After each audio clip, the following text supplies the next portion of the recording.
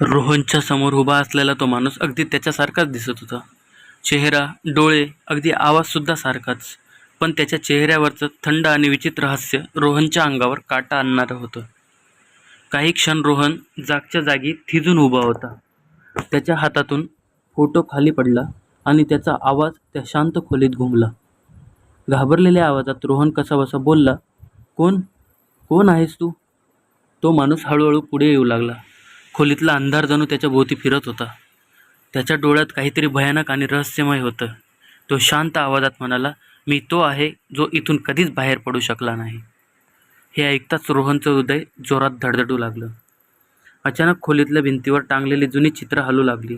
खिडक्या आपोआप उघडल्या. बाहेरचा जोराचा वारा आत घुसला आणि धुळीचं वादळ उठलं. त्या वाऱ्यात कुणीतरी दूर कुठेतरी रडत असल्याचा आवाज मिसळला होता. रोहनने स्वतःला सावरत पुन्हा विचारलं, "माझ्या आईवडिलांचा फोटो इथे कसा आला?" काही क्षण तो माणूस शांत राहिला. मग त्याने हळूहळू भिंतीकडे बोट दाखवलं. रोहनने टॉर्चचा मंद प्रकाश त्या दिशेने टाकला आणि त्याच्या पायाखालची जमीनच सरकली. भिंतीवरच्या जुन्या फोटोत त्याचे आई वडील उभे होते, पण त्यांच्या बाजूला उभा असलेला छोटा मुलगा म्हणजे स्वतः रोहन होता. रोहनच्या तोंडातून शब्द बाहेर पडेनासे झाले. "नाही, हे अशक्य आहे," तो पुटपुटला, "कारण त्या फोटोतलं घर हेच होतं." त्याने कधीच हा वाडा पाहिला नव्हता. मग तो त्या फोटोमध्ये कसा? त्याच्या डोक्यात विचारांचं वादळ सुरू झालं. त्याच वेळी खाली हॉलमधल्या जुन्या घड्याळाचा आवाज अचानक मोठा झाला. टाक टाक टाक. आवाज इतका भयानक होता की संपूर्ण वाडा हादरत असल्यासारखा वाटत होता. तो रहस्यमय माणूस रोहनकडे पाहत म्हणाला, "तुझ्या आई वडिलांनी तुला सत्य कधी सांगितलंच नाही." रोहन रागाने ओरडला, "कसलं सत्य?" त्या माणसाच्या डोळ्यात अचानक संताप चमकला. तो गंभीर आवाजात म्हणाला, 30 वर्षापूर्वी या घरात जे लोक गायब झाले त्यात तुझे खरे आई वडील होते." रोहनचा श्वास अडकला. "खोटं आहे हे," तो ओरडला. पण तो माणूस शांतपणे म्हणाला, "खोटं नाही, तू त्या रात्री वाचलेला मुलगा आहेस." हे ऐकताच रोहनच्या डोक्यात प्रचंड वेदना सुरू झाल्या. त्याला अचानक काही विचित्र दृश्य दिसू लागली.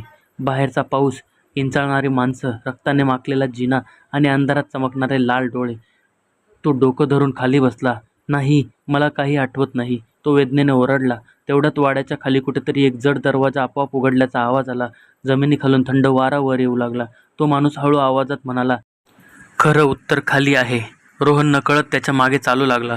दोघं जुन्या जिन्याने तळघरात उतरू लागले. प्रत्येक पायरीवर पाणी साचलेलं होतं. भिंतीवर ओलसर डाग होते. खाली पूर्ण काळोख पसरला होता.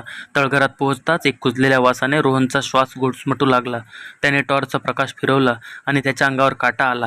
भिंतीवर नखांचे खोल ओरखडे होते. जमिनीवर जुन्या साखळ्या पडल्या होत्या आणि कोपऱ्यात एक मोठं लोखंडी दार उभं होतं. त्या दारावर रक्ताने एक वाक्य लिहिलेलं होतं, "त्याला बाहेर सोडू नको." रोहन घाबरून मागे सरकला. "इथे काय आहे?" त्याने थरथरत्या आवाजात विचारलं. तो माणूस हळूच हसला आणि म्हणाला, "ज्याने सगळ्यांना मारलं ते." अचानक तळघरात कुणीतरी जोरात श्वास घेत असल्याचा आवाज घुमला. रोहनचा टॉर्च थरथरू लागला. लोखंडी दाराच्या दुसऱ्या बाजूने कुणीतरी हळूहळू दारावर हात फिरवत होतं. खर्र. आणि मग अंधारातून एक आवाज आला, "रोहन." तो आवाज अगदी त्याच्या आईसारखाच होता. रोहनच्या डोळ्यात पाणी आलं. "आई?" तो हळूहळू दाराजवळ गेला. मागून तो रहस्यमय माणूस जोरात ओरडला, "दार उघडू नकोस." पण उशीर झाला होता. रोहनने थरथरत्या हाताने कडी उघडली. लोखंडी दार हळूहळू करकरत उघडू लागलं आणि आत जे उभं होतं ते पाहून रोहनच्या तोंडातून भीषण किंचाळी बाहेर पडली.